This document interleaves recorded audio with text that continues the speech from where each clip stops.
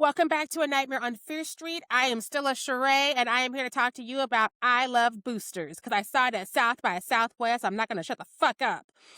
If you don't know me, there might be some mild spoilers. I'm going to try and not do that because the filmmaker's been very vocal about not spoiling his shit, and I don't want him mad at me. Yeah. Anywho's, the synopsis reads this movie follows a group of shoplifters who take aim at a cutthroat fashion maven. That is the simplest way of putting what I have seen. If you know Boots Riley's work, then you know that it is unexplainable. You know it is an experience, and you are fucking welcome. I I love that he does not do subtle. He does not do subtlety at all, and so it's all very much right there. If you don't get it, you don't want to get it, and that's a lot more about you than the movie. It's also really cool because I think that activists who are artists have bigger platforms and should actually use them. And that's what he does with every movie or show. And to quote this film specifically, now is not the time for nuance.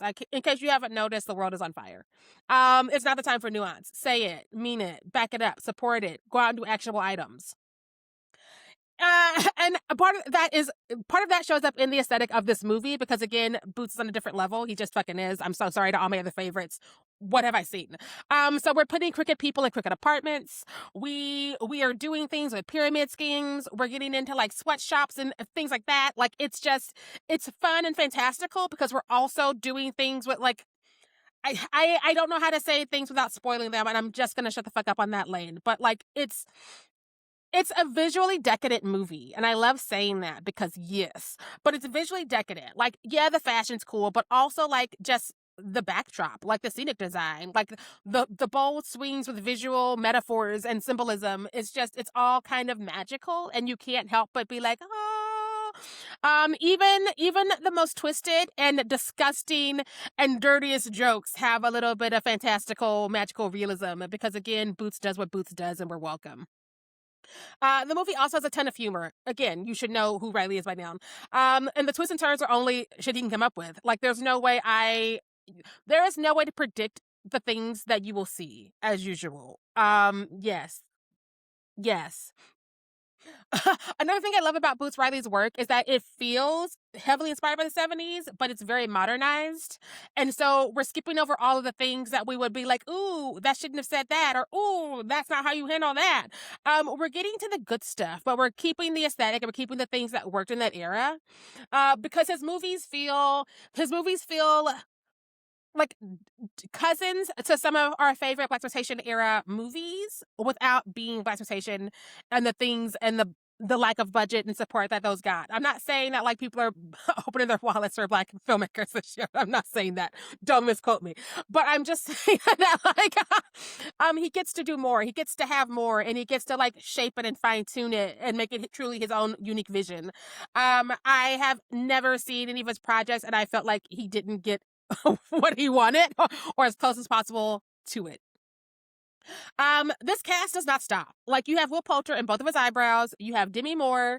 But as usual, Naomi Ackie is my moment. I would give her an award. I don't know what awards I can give for this. I don't have access to any of those, but I would. I would still want just to give her.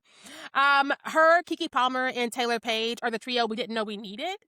It's like set it off for a new generation if the girls were stealing fashionable items and able to have fun and not have all of the dramatic and tragic things happen to them and set it off. So it's like the polar opposite, if you will.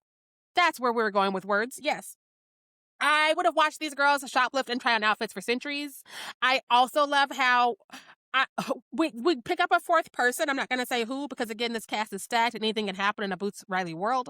But like that fourth person fits into the mold and they make space for her. And it doesn't stop them from being who they are and having the same fights that they have. And again, just being badasses on main because again, we need more movies where women get to do shit. I am like 15 fights in on social media because men think all movies with women leads are the same right now. And that's why the male epidemic is going to last forever. Um, what the makeup department did to Don Cheadle sent me to hell.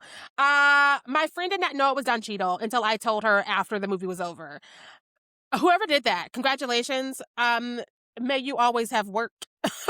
May you get a raise for whatever you're doing next. Congrats. Um, I don't know how to talk about Don Cheadle without ruining anything, but I love this character for him. I love seeing cherished and beloved actors get to have fun and get lost in a character, if you will. I'm just gonna say that because again, I'm trying to not spoil it, and I'm a very chatty bitch. I found myself needing to confirm if this is part of the same world as Sorry to Bother You and I'm a Virgo, or if it's just Bootsy just being Boots. I keep saying Bootsy. I don't know why. If it's just Boots being Boots. Either way, I want to watch them all in sequence and just be like, ooh, or if I'm just like wrong. Either way, I need answers. If you have answers, tell me. I would like those answers. Thank you. The movie's also just very sex positive and it understands women have needs and some of those needs are deal breakers. I'm going to leave that there because, again, it's part of a spoiler I don't want to ruin for anybody else. You should all take that journey the same way I did. The face journey, the spiritual journey, the emotional journey, and the understanding and agreement with how that ends and wraps up. Yeah. Yeah. I'm giving this movie 4 Kiki Palmers, which is actually a good drink on top of being named after Kiki Palmer. So that worked out. Whoever those bartenders were that came up with that, thank you for looking out. So clearly I liked it. Yay! I Love Boosters is on the Fest circuit, and it's about to start a college tour. If you're in a college and it's coming to your school, get in there because you have a 100% discount. Because Boots is opening the libraries the only way he can with his films. Get in there. Get in there. The rest of you might have to wait until it hits theaters. May 22nd, the last time I looked, things change. Do not at me. But if and when it does that theater, you want to be there because it's dazzling, babes. It's dazzling. If you saw this movie and you agree or disagree, you can say that in the comments respectfully. If you can't be respectful, don't say it. And that's one about that. Thanks, South by, for letting me in because I wouldn't have been there if you not accepted that application and I wouldn't have seen this movie and I'd have some real fucking bad FOMO. That's enough about that. Anyways, bye.